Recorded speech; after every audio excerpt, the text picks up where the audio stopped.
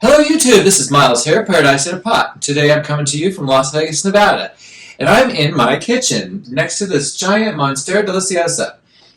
Anyhow, I am going to be talking about a book today.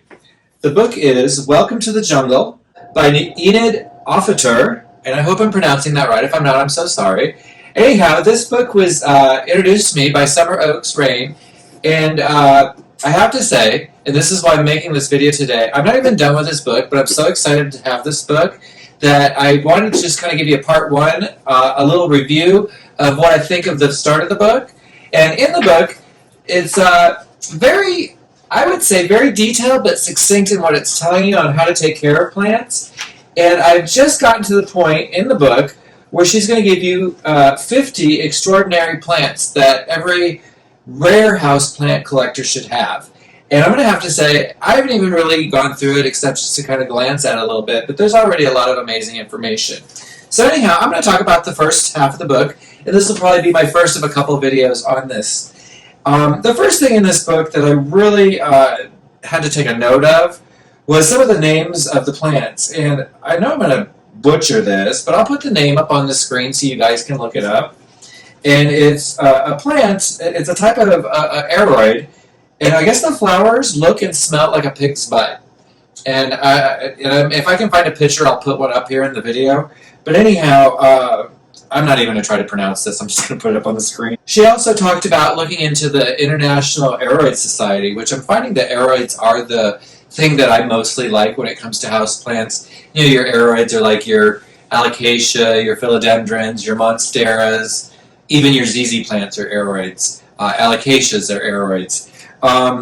So I think by looking into that society, I might find some interesting folks that I can talk to. As she had mentioned, she had made a lot of great friends just by getting involved into that. And I'm not sure what's going on here in Las Vegas, if we have that here or not yet. Like I said, I've just read this yesterday. I actually sat down and read most of what I'm talking about yesterday. So I haven't really had a chance to get into the meat of it.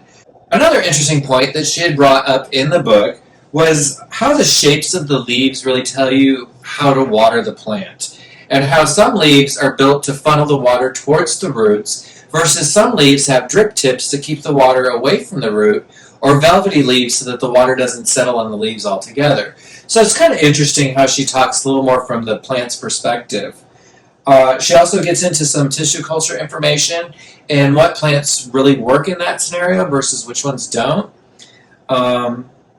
She also gets into the plant collecting and ethics of the situation, and how a lot of times a plant is being collected out of nature, and it's not really a great idea, because she pointed out that as she was traveling, she noticed there was a group of alocasias that all looked the same, and she was really admiring them, and she got out and took some photos of them. She didn't want to disturb them or take any of them. And then she noticed as she went up the road, there was another patch that was very similar, but yet different. And she wasn't sure if they were the same species, you know, just looked a little different, or if it was two separate species, just so close together, but yet so far apart. And what happens is a lot of times when these collectors go in, they'll take the whole patch, every last plant they can find in an area. And in some of these habitats, that little patch, that one little square acre even, could be all there ever existed of that plant. And once they poach that, it's gone. It's out of nature, maybe not even discovered. Now it's extinct. So we don't want to promote that. And she talks about really how to look for plants when you're purchasing them to make sure they're coming from nurseries and respectable collectors. She also talked about getting a hold of actual conservatories, because sometimes their plants, as they grow, they need somewhere to take and put their cuttings. And if it's something they have an abundance of that's, you know, not exactly rare or endangered, they're more than happy to, for a donation to the conservatory, sell you a piece of that plant, which is kind of how they make some of their money too, which I found really interesting because I never really thought about getting a plant that way. Another thing she kind of goes into is when you keep your plants around the house, kind of try to group them in care.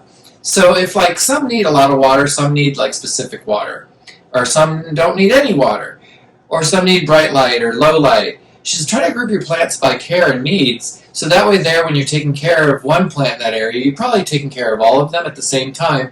And you can kind of tackle your house plants, especially as you get collecting. If you become like me, a hoarder of house plants, it kind of helps you take care of them without having to worry about, did I miss something? Did I forget about somebody? Because you got a ZZ plant that you water once a month next to 3 philodendrons that need water once a week. Just saying. So that made a lot of sense to me. She also mentioned to me, and this is something I remember from the 70s that my mom used to do, and I think other people did it too, but strategically placing mirrors on walls where the sun hits to make it hit other walls so that you can get the most out of the sun in the room for your plants. Because some plants, they only need like a lick of sunlight, like that decursifa I have over there. Just a little sun for maybe an hour going through the day is really all it needs to be a happy, healthy grower, as long as it's in that bright room. If you have a spot where you can figure out the mirror and you put a mirror pointing towards a new wall, now you can put a shelf up there and add more plants. So it just kind of helps, I guess, the hoarding. But I thought it was an interesting tip, old school tip that kind of needs to be brought back. Another thing she talked about, and it's something I always kind of do with my plants, is about quarantining new plants. She says for about 2 weeks you should keep a new plant away from all your other plants, just to make sure that you give time for any kind of eggs from pests to hatch, so that you can see the pests devour a new plant versus all your plants. So I thought that was a really good tip as far as getting plants. So right now that's as far as I've gotten into the book. I had to set it down. I was getting too captivated. I had other things to do, like take care of my plants. But I just wanted to, like I say, let you guys know that this book is, so far I'm going to say, probably one of the best houseplant books I've ever come across. It gives all the information you're looking for. And I'm going to be doing more reviews of this book as I get reading through it. So I'm going to leave you right here, right now. I will say that you can find this on Amazon. That's where I purchased it. Summer Oakes didn't have any special discount code or anything. I think it cost me $22 and some change. So for that amount of money, for the kind of knowledge that's in here, I think that's an absolute steal. If you buy the book, let me know in the comments below. I'd sure like to hear what you guys think about it. And if you did buy the book, yeah, absolutely, let's talk about it. Let's talk about the things she's discussing in there. Because I find it so fascinating, so interesting, and really refreshing. So, all right, guys, I'm going to leave you there. I'm going to say have a great day, and we'll see you later in the week for Houseplant of the Week. Bye!